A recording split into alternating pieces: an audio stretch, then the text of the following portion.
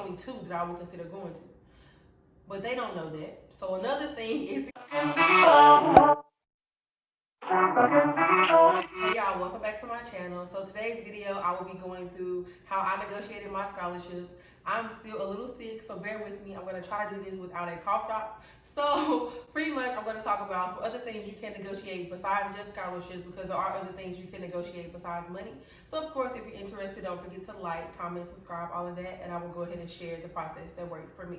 So I guess the first thing that I want to share is that keep in mind when you're negotiating your scholarship, you don't want like the very first reach out that you have with the school to be you asking for money necessarily. So let's say that you're negotiating with like a specific person.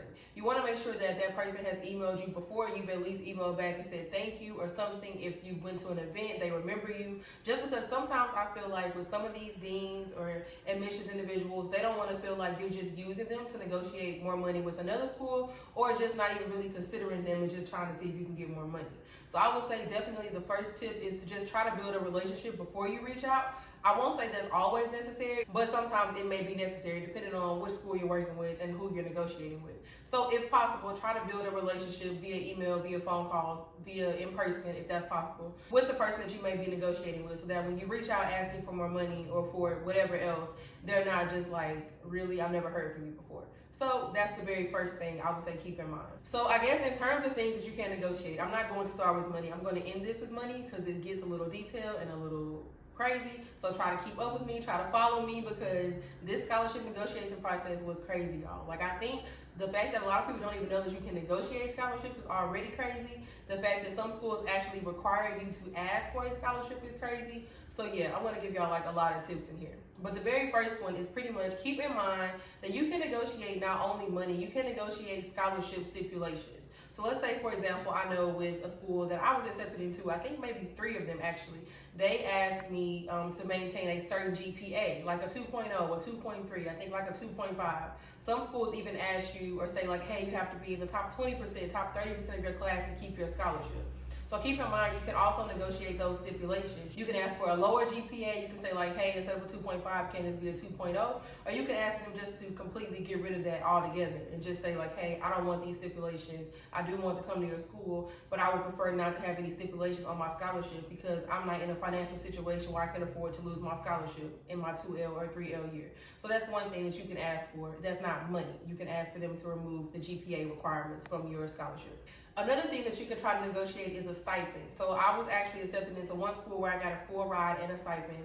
And then let's say that you're in a situation where you're accepted into a school that's like a peer school. So maybe like 2 schools in the same state, 2 schools that are ranked close to each other. You can actually say like, hey, this school offered me a stipend. You offered me a full ride, but can you also offer me a stipend as well? Or even with the school that gave you a stipend, you can say instead of $2,500, could you offer $5,000?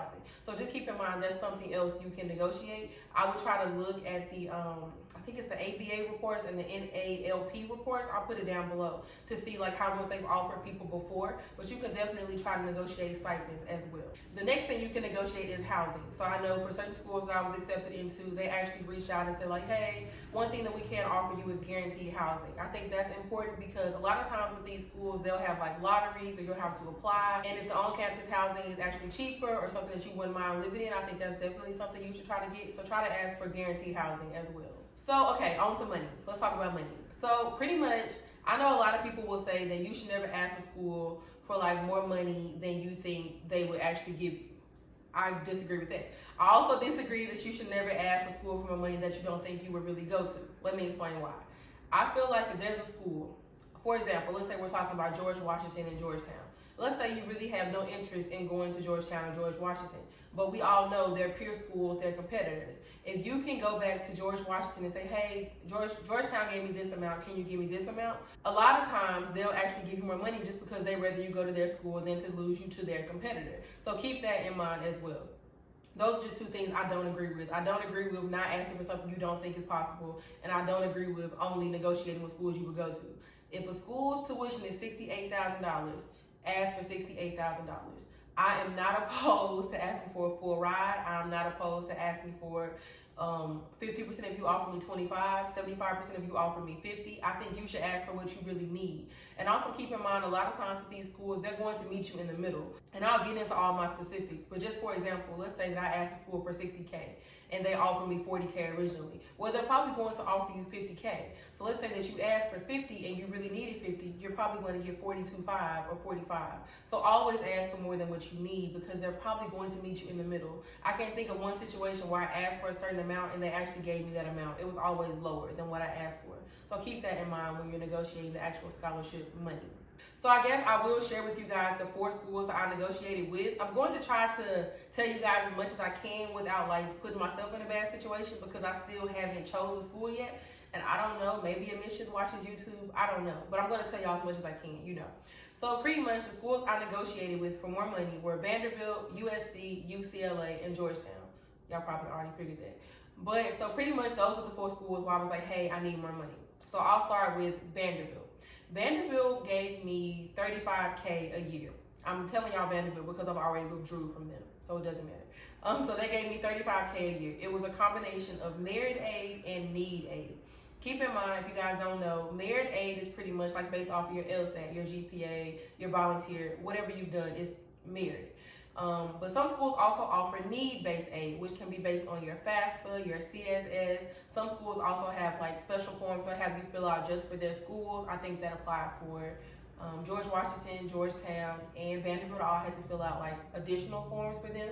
So keep in mind that you can negotiate merit and sometimes you can negotiate need. Sometimes schools don't offer need, sometimes schools don't offer merit. So keep in mind like what type of scholarship you're receiving. A lot of times when you actually receive your scholarship letter, and I'll try to insert examples all throughout this video, but a lot of times when you receive your scholarship letter, it'll say this is a combination of merit and need aid, or this is a combination of whatever, or this is for merit, or this is for need. So try to read that. But I say all that to say that Vanderbilt typically only negotiates for need. So let's say that you filled out the CSS form and then something in your family changed. Somebody lost their job, or et cetera, et cetera. They may change your scholarship for that, but Vanderbilt does not negotiate. Typically, for you saying like, hey, I got into these better schools and they gave me more money, they really don't care. That's not their thing. I will insert the letter that I sent to Vanderbilt up here to receive more money. It did not work. But I'll still insert it because maybe it will work for y'all with another school. I will say I know like 10 or 12 people that tried to negotiate with Vanderbilt. I'm in like this group where we talk about these things. Only one person that I know was able to receive more money from Vanderbilt, and that is because they have a business that was severely affected by COVID. So it was really need, like I said. But in terms of saying, oh, I got this better offer, or in terms of saying like, hey, I need more money just because I need more money, that didn't work. It just didn't work for Vanderbilt. So that's the Vanderbilt situation. However, even though Vanderbilt did not give me more money, with the $35K they offered me, it was still enough for me to use that money in terms of negotiating with the other schools that I mentioned. So with the other schools, like I said, I'm not going to give names, but you will probably figure it out if you're in this process, or just if you use Google. And also when I put the letters up here, you'll probably figure it out, but whatever. So pretty much the first school, they offered me $35K. Per year. It was a combination of merit and need again. Keep in mind that when I say need, guys, everybody's not going to get need-based aid. Like, you have to actually need it. So if you know you're coming from a wealthier background, and when I say wealthier, I know people that parents were like doctors and stuff, and they still got some need-based aid. So it's possible, but just don't bank on getting need-based aid if you know you're coming from a certain type of background. Keep that in mind. But yeah, so this school gave me $35K, combination of need and merit. I negotiated with them twice. Again, the letter will be up here. I don't remember exactly what I said. But more of the story is I ended up receiving $50K per year from them. Their tuition is like 60-something a year. Cost of attendance is like 90-something a year. Another side note to add in here. I told y'all this video is going to get complicated. Another side note to add in here is that when some schools negotiate with you, they will only consider tuition comparisons.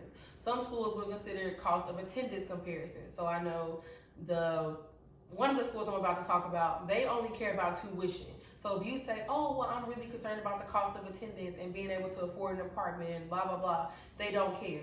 They're like, nope, our tuition is this and their tuition is that, and we're only concerned with making sure that our tuition ends up being less for you. They don't care about the cost of attendance. Whereas some schools will say, okay, well, their cost of attendance is $95, ours is also $95. We'll try to get you to a lower cost of attendance at our school. Keep in mind, cost of attendance is everything: housing, insurance, books, tuition, everything. So keep that in mind too. Try to do some research via Reddit or some Facebook groups about that. But keep in mind, some schools only care about tuition. Some schools care about cost of attendance. So that's the situation with the first school. The second school that I negotiated with, for this school, you actually have to ask them for scholarship money. So what happened with this one is that like you literally have to reach out and say, hey, I would like to be considered for merit aid. They do not automatically consider you for merit aid. For need aid, they'll ask you to fill out a separate form. They'll say, hey, this form is here. Please fill this out if you would like to be considered for need-based aid. I filled that out. The very first offer they gave me for need-based aid was $19,000, which is funny because my family contribution that they estimated was so high. I'm just like, from where? But yeah, so pretty much they gave me $19,000. That was the first offer from them. I emailed back. I'll put it up here.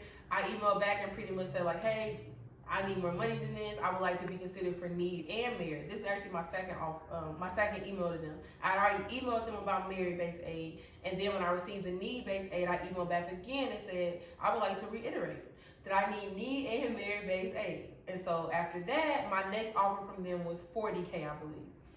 Went back to them. Eventually, my last offer from them was $50K. Tried to negotiate again after that, after comparing them with the first $50K offer that I got, saying like, hey, now they offered me $52. They pretty much said no. That was my third time asking, so I wasn't upset about it. But yeah, so the first two schools now, they both offered me $50K a year. Then we get to the third school.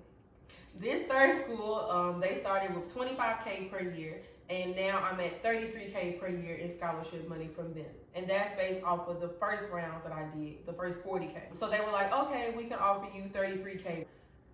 Which does not really help me, but they're doing that because this is a school that only cares about tuition costs, and their tuition is considerably lower. Even though their cost of attendance is higher, their tuition is lower. So they're like, we're not giving you 40 or 50K because that will be all of our tuition. Again, y'all are probably going to figure out which schools I'm talking about, but whatever.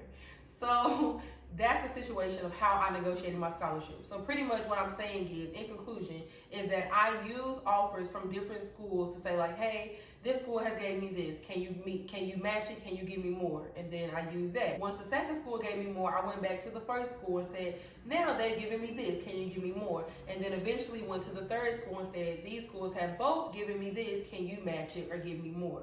So pretty much within those schools, the four schools that I mentioned I tried to negotiate with, there's really only two that I would consider going to.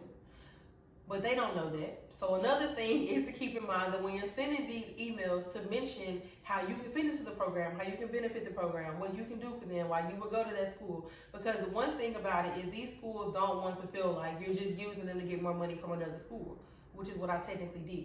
So you want to make sure that they don't get that vibe. You want to make sure that you're selling them on the fact that you would really attend so that they can give you a higher offer if you're trying to use that offer, because of course if you really want to go, obviously, but also if you're trying to use that offer to negotiate with a peer school.